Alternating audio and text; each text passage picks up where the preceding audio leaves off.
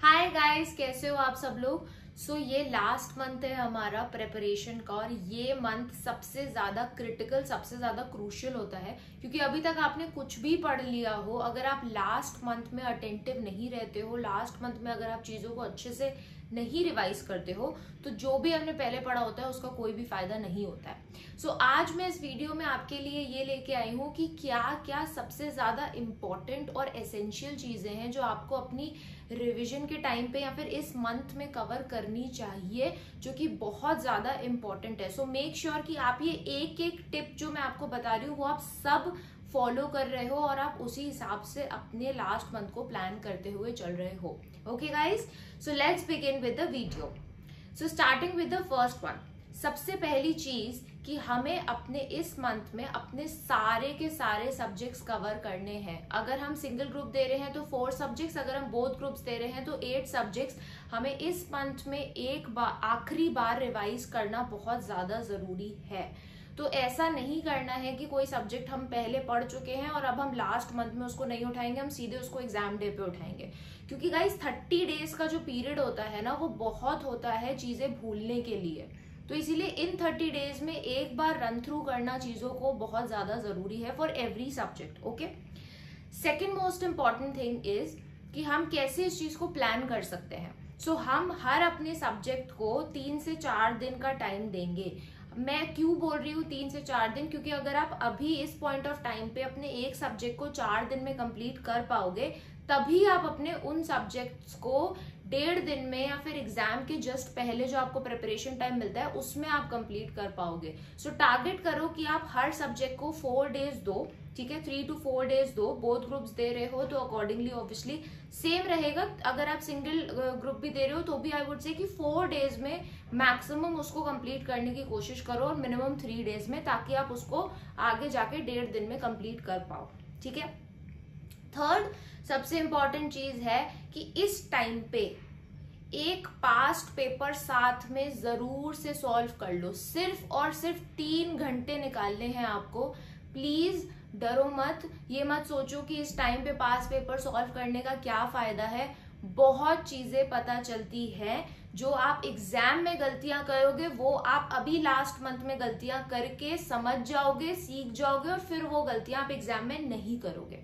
इसीलिए please guys, एक पास paper जैसे ही आपने 3 दिन या 4 दिन लगा के अपना रिवीजन कंप्लीट कर लिया है, तुरंत की तुरंत सॉल्व करो और उसमें देखो कि मैंने क्या क्या गलतियां करी है जो मुझे आगे नहीं रिपीट करनी है।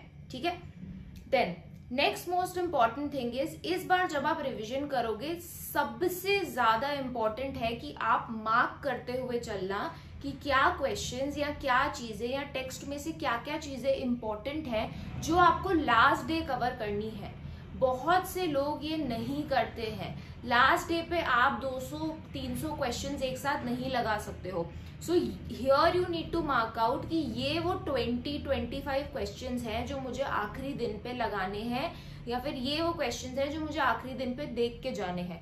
And similarly for theory you need to highlight. एक हाइलाइटर पेन ले लो और हाईलाइट कर लो साथ साथ जब रिवाइज करते जाओगे कि ये चीजें मुझे फाइनल डे पे पढ़नी है। क्योंकि गाइस फाइनल डे पे हर चीज गो थ्रू कर लेना, हर चीज पढ़ पाना वो पॉसिबल नहीं होता है। तो हमें वो डिमार्केशन करके चलना पड़ेगा। ठीक है, okay. Now guys, last but not the least, एक ऐसी टिप जो मुझे बहुत ज्यादा हेल्प करी थी। जब मैंने अपना लास्ट रिविजन किया था तो सपोजिटली मेरा सिलेबस है 100%, ठीक है।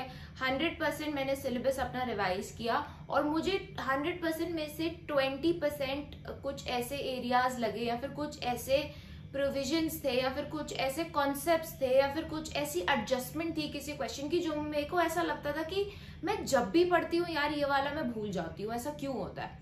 तो मैंने क्या किया था, अपने स्टडी टेबल के सामने ही स्टिकी नोट्स लेके मैंने स्टिकी नोट्स पे लिख लिया था। जैसे फॉर एग्जांपल सेक्शन 135 में बार बार भूल जाती हूँ, ठीक है, तो मैंने अपने स्टिकी नोट पे लिख लिया था सेक्शन 135, ठीक है, और वो सेक्शन का नाम। या फिर मैंने अपने स्टिकी नोट पे ये लिख लिया कि ये है मेरा स्टैंडर्ड्स ऑन ऑडिटिंग 505, ठीक है। इस तरीके से जो भी चीजें आपको लगती है कि आप बार बार भूल जाते हो एंड यू वांट कि मैं उसको अपने आंखों के सामने रोज 15-20 दिन जो मेरे बचे हुए हैं मैं उसको रोज रोज रीड करूं ताकि वो मुझे अच्छे से याद हो जाए। तो एग्जाम डे पे वो चीजें आप भूल ही नहीं सकते हो, ठीक है। तो ऐसे करके कुछ वो चीजें बड़ी बड़ी एक स्टिकी नोट में एक चीज आपने लिख करके अपने सामने लगा ली और आप डेली बेसिस पे उसको देख रहे हो तो आप उसको नहीं भूलोगे फिर next time. Okay, so guys that was all for this video. बहुत अच्छे से प्रिपेयर करना है। ये वीडियो जो भी पर्सन देख रहा है उस बंदे को इस कमिंग अटेम्प्ट में क्लियर करना है, ठीक है। बिल्कुल भी स्ट्रेस नहीं लेना है, बहुत अच्छे से करना है। You guys are doing very very very good. आप अभी तक यहाँ पे आ गए हो, आपने बहुत अच्छे से चीजें करी। थोड़े बहुत अप्स एंड डाउन्स चलते रहते, that is okay, it's a part of your journey. But dishearten नहीं होना है, डीमोटिवेट नहीं होना है और गिव अप नहीं करना है, ठीक है guys.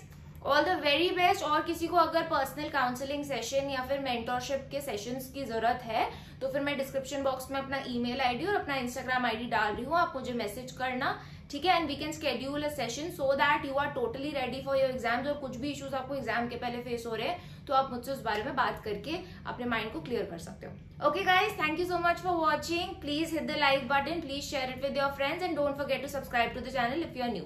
Thank you guys, bye bye.